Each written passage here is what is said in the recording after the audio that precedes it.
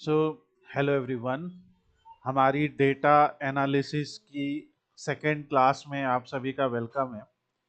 और आज की हमारी सेकेंड क्लास में हम लोग लास्ट क्लास में जो हमने डिस्कशन किया था, डेटा साइंस का एक पूरा प्रोसेस हमने डिस्कस किया था एक ब्लॉक डायग्राम के थ्रू।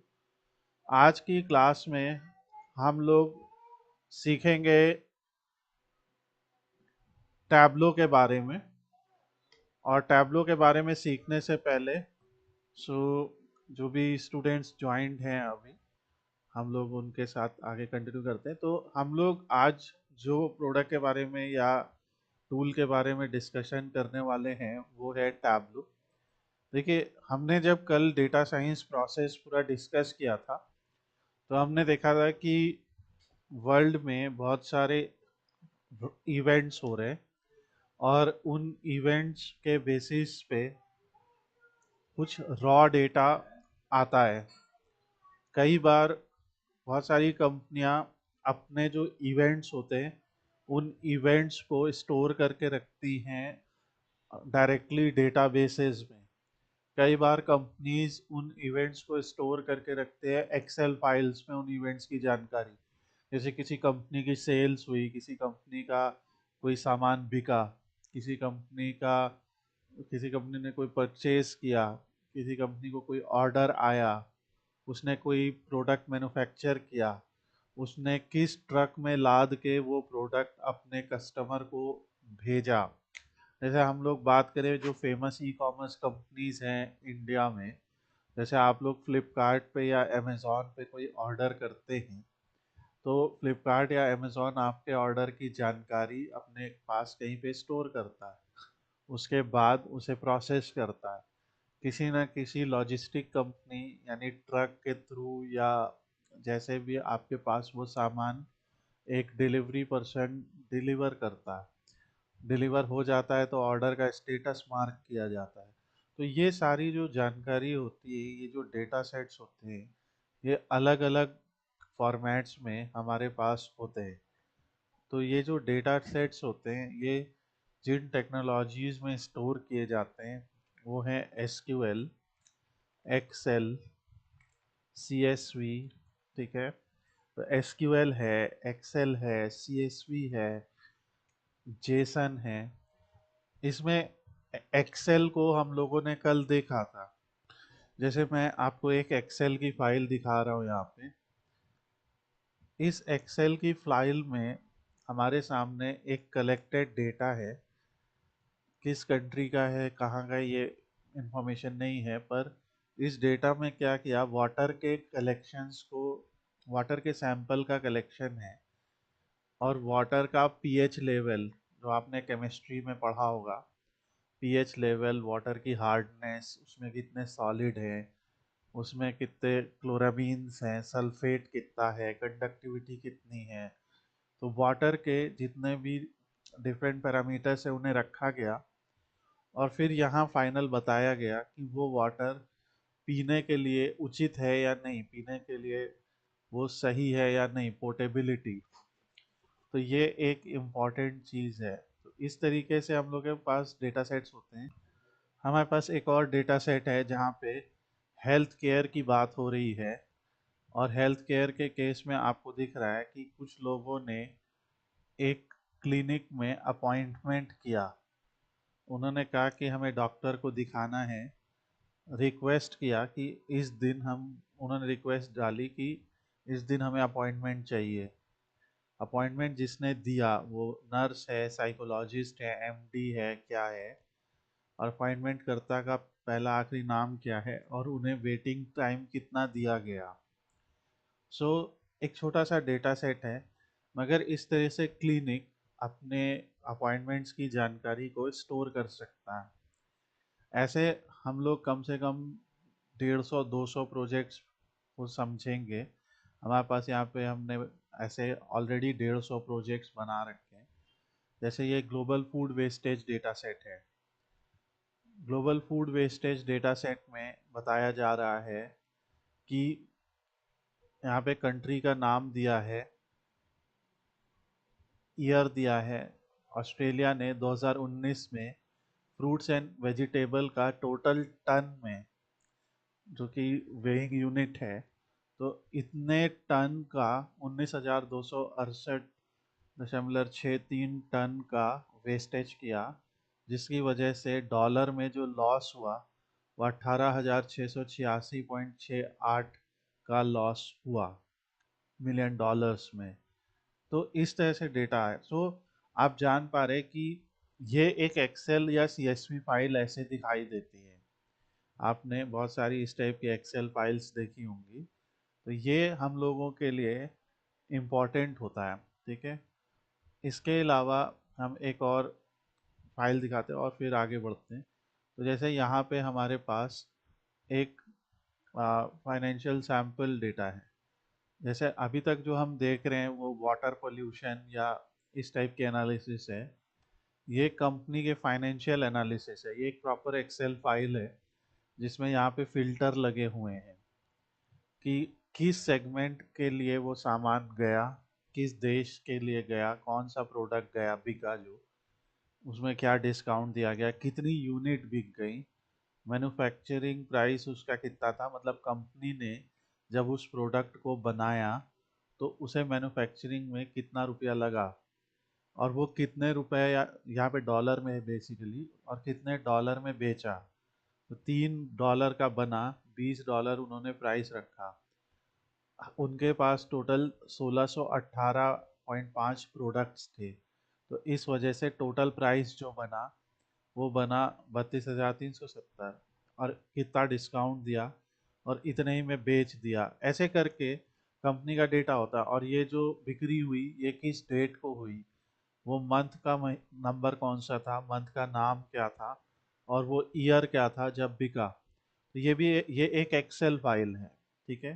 तो ये मैंने कहा। और अगर आपको बहुत सारे फाइल अभी जैसे एसक्यूएल है, ये अभी आपको नहीं समझ में आता है, कोई इशू नहीं है।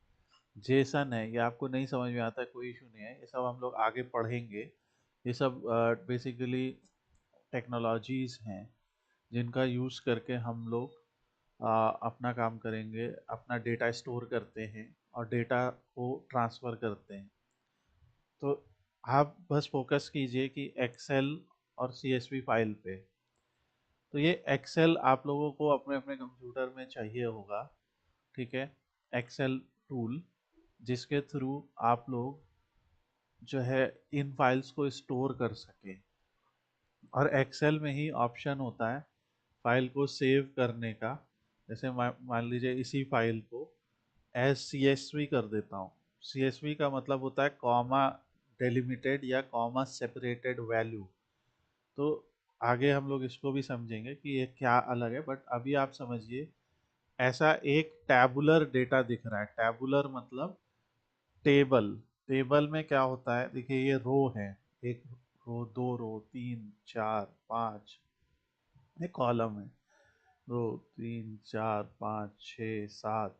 तो यहाँ पे हमारे पास टोटल अगर हम बात करें 5,000 रो है।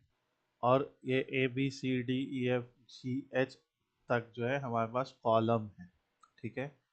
तो सबसे पहले मैं आप लोग से पूछूंगा, ये टैबुलर डेटा आप लोग की समझ में आ रहा है कि कितनी रो है, कितने कॉलम है। और एक्सेल और सीएसवी आपकी समझ में आ रहा है कि आ, इस फॉर्मेट में हम लोग स्ट्रक्चर डेटा को स्टोर कर सकते हैं। किसी इवेंट के बारे में जो जानकारी है या किसी पर्टिकुलर रिसर्च की जो जानकारी है वो हम एक्सेल या सीएसवी में स्टोर कर सकते हैं। सो आप, आलम ने बोला किया है, सुफियान ने बोला किया है, ठीक है। सो आप देख सकते हो कि यहाँ पे ये एक सिंपल सा हमारा डेटा है, ठीक है। अब बात होती है कि ये जो डेटा हमें मिलता है, और भी बहुत से फॉर्मेट होते हैं। इट्स नॉट लाइक कि सिर्फ यही 4 फॉर्मेट में ही हम अपने डेटा को स्टोर करते हैं। जब हम एक्सेल की बात करेंगे तो एक्सेल के भी बहुत सारे प्रोडक्ट्स होते हैं, सॉरी एसक्यूएल के बहुत सारे प्रोडक्ट्स होते हैं। जैसे एसक्यूएल में माई एसक्यूएल होता है, एम एस एसक्यूएल होता है, ठीक है। ये माइक्रोसॉफ्ट का एसक्यूएल, उसको एसक्यूएल सर्वर भी बोलते हैं। पोस्टग्रे एसक्यूएल होता है।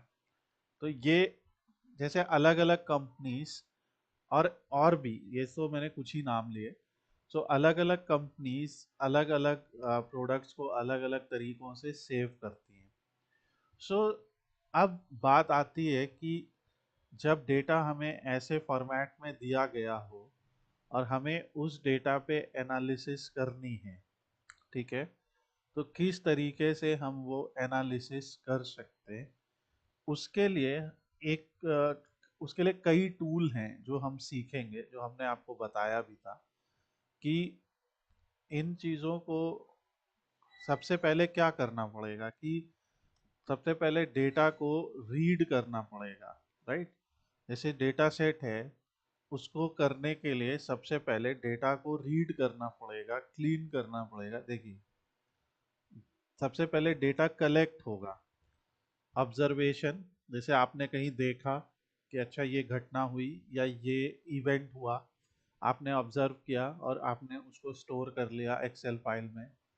मैंने कल बताया आपने किसी का इंटरव्यू लिया और उस इंटरव्यू की सारी जानकारी ऐसे एक्सेल में सर्वे के तौर पे स्टोर कर ली। आपको कोई डॉक्यूमेंट मिल गया, उस डॉक्यूमेंट में ऑलरेडी वो जानकारी थी। कोई रिकॉर्डिंग मिल गई, कोई स्क्रैपिंग की, स्क्रैपिंग मतलब वेब स्क्रैपिंग होती है एक टेक्निक, जिसमें किसी वेबसाइट पे अगर वो डेटा ऑलरेडी दिया होता है तो वहाँ से डेटा को स्क्रैप किया जाता है। या वो डेटा कंपनी के ईआरपी या सीआरएम जैसे सॉफ्टवेयर से आ रहा है। जैसे कंपनी अपने ईआरपी में सारी जानकारी स्टोर कर रही है। आपने देखा होगा, आप किसी सुपर स्टोर में गए होंगे तो उस सुपर स्टोर में एक बिलिंग सॉफ्टवेयर होता है। आप जाते हैं वहाँ पे तो वो बिलिंग करते हैं कि आपने क्या क्या प्रोडक्ट खरीदा। वहाँ पे वो आप जैसे जाते हैं तो वहाँ पे आपके पास वहाँ पे जो है एक स्कैनर होता है, वो बार कोड से स्कैन करते जाते हैं और प्रोडक्ट जो है इन्वेंट्री में ऐड होता जाता है और वहाँ से आप उसको बाई करते जाते हैं। तो ऐसा होता है। तो कंपनीज के पास ये जो सॉफ्टवेयर होते हैं ना, उनमें भी डेटा कलेक्शन होता है। फिर आती है बात कि सारा डेटा जो कलेक्ट हुआ है, कोई ज़रूरी नहीं है वो सारा हमारे लिए इस्तेमाल का हो। तो इसीलिए सिलेक्शन, फोकसिंग, सिंप्लीफाइंग, एब्स्ट्रैक्टिंग, ट्रांसफॉर्मिंग, ये सारी चीज़ें वहाँ पे की जाती हैं, ठीक है। तो इसको हम डेटा रिडक्शन कहते हैं। ये डेटा को अपने हिसाब से कलेक्ट तो सारा हो गया, लेकिन अपने हिसाब से उस डेटा में जितना इम्पोर्टेंट चीज़ है सिर्फ वही कॉलम रखें, जितने इम्पोर्टेंट चीज़ है केवल वही फील्ड को देखें और फिर उसका डेटा का उस पे मतलब टेक्निक्स का यूज़ करके डिस्प्ले करिए। उसको टेबल में डिस्प्ले कीजिए, चार्ट बनाइए, ग्राफ बनाइए। हम लोगों ने कई सारे ग्राफ कल डिस्कस किए थे। जैसे ये सारे ग्राफ हम लोगों ने बनाए हैं, ये तो रीसेंट है, ऐसे हम लोगों ने अभी करीब 200 प्रोजेक्ट्स कर लिए हैं। ये देखिए, ये सारे ग्राफ्स आप बनाते हैं। डेटा कलेक्ट हुआ, मैंने कल बताया डायबिटीज़, जिन लोगों का डायबिटीज़ के लिए ब्लड टेस्ट हुआ, उन लोगों के डेटा कलेक्ट हुआ, उसको कलेक्ट करने के बाद क्लीन किया, क्लीन करने के बाद एक बेसिक से ग्राफ में उसे दिखा दिया। सो ये है। तो इसके लिए जो टेक्नोलॉजी हम लोग इस्तेमाल करने वाले हैं, हम लोग टैबलो सीखेंगे, ठीक है।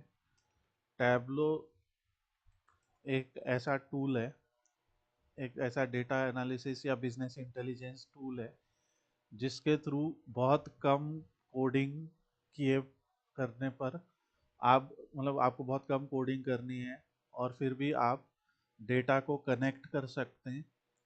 कनेक्ट करने के बाद आप उस पे एनालिसिस परफॉर्म कर सकते हैं। आगे चल के पाइथन की लाइब्रेरीज होती हैं जैसे पांडास, सीबॉर्न, ये आप लोग अभी कहीं लिख लीजिए। सब लोग एक एक नोटबुक निकाल के, या ये जो भी हम लोग डिस्कस कर रहे हैं इसको आप एक कहीं पे फोटो खींच लीजिए या वॉट एवर। आपको ये सब चीज़ें याद रखनी पड़ेंगी। सीबॉन है, मैटप्लॉटलिब है। सो ये चीज़ें हम लोग यूज़ करेंगे और बहुत सारी एक्सेट्रा मैं लिख रहा हूँ। तो पाइथन के अंदर ये आएगा। इसी तरह से एसक्यूएल है। जैसे हमने नाम किया, तो एसक्यूएल में हम लोग जो एसक्यूएल का टूल पढ़ेंगे वो है माई एसक्यूएल। हम लोग पूरा सीखेंगे कि ये टूल कैसे इंस्टॉल करने हैं अपने कंप्यूटर में, इंस्टॉल करने के बाद कैसे डेटा को कनेक्ट करना है, डेटा को कनेक्ट करने के बाद कैसे ग्राफ बनाने हैं, और ग्राफ बनाने के बाद कैसे उसको हम लोग, उन ग्राफ्स को हम लोग जो है विजुलाइज कर सकते हैं, एक्सप्लो उसमें उससे जो जानकारी निकल के आ रही है उसकी रिपोर्ट बनाएं। और फाइनली एक्सेल है। एक्सेल के अंदर भी हम लोग बहुत सारे डैशबोर्ड्स बना सकते हैं। तो एक्सेल के अंदर भी वो डैशबोर्ड वगैरह बना के आपको हम लोग बनाना बेसिक दिखाएंगे कैसे बनता है। तो हम लोग जो शुरुआत करते हैं वो टैबलो से, बहुत इजी टू लर्न चीज़ है। और टैबलो के बारे में आज हम लोग पढ़ते हैं।